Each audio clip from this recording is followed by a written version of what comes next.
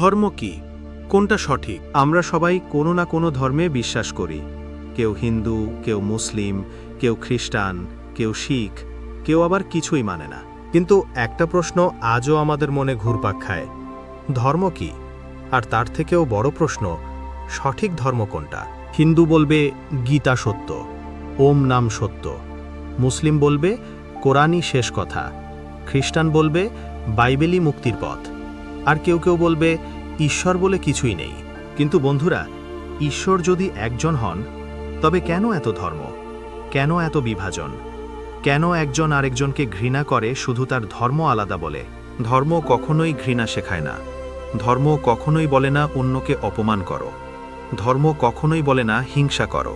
বরং প্রত্যেক ধর্মই শেখায় ভালোবাসো, ক্ষমা করো, সত্য কথা বলো, মানবতার সেবা করো।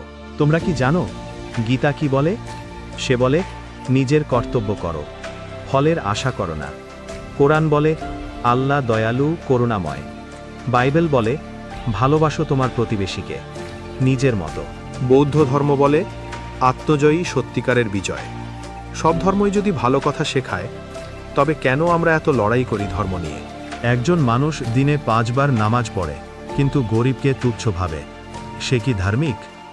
একজন ব্যক্তি মন্দিরে পুজো দেয়, কিন্তু বাড়ির বউকে মারধর করে। সে কি ধার্মিক? একজন বাইবেল মুখস্থ বলতে পারে, কিন্তু পাশের প্রতিবেশীকে ঘৃণা করে। সে কি ধার্মিক? না, সে কেবল রুটিন মানছে, ধর্ম না।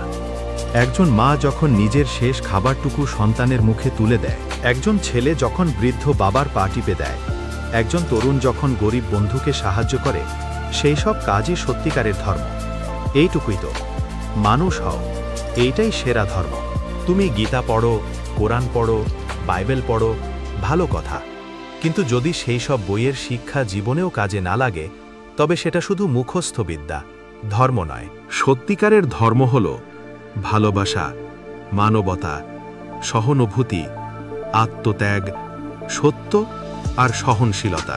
তাই বলছি ভাই, সঠিক ধর্ম খুঁজে বেরিও না, সঠিক কাজ করো।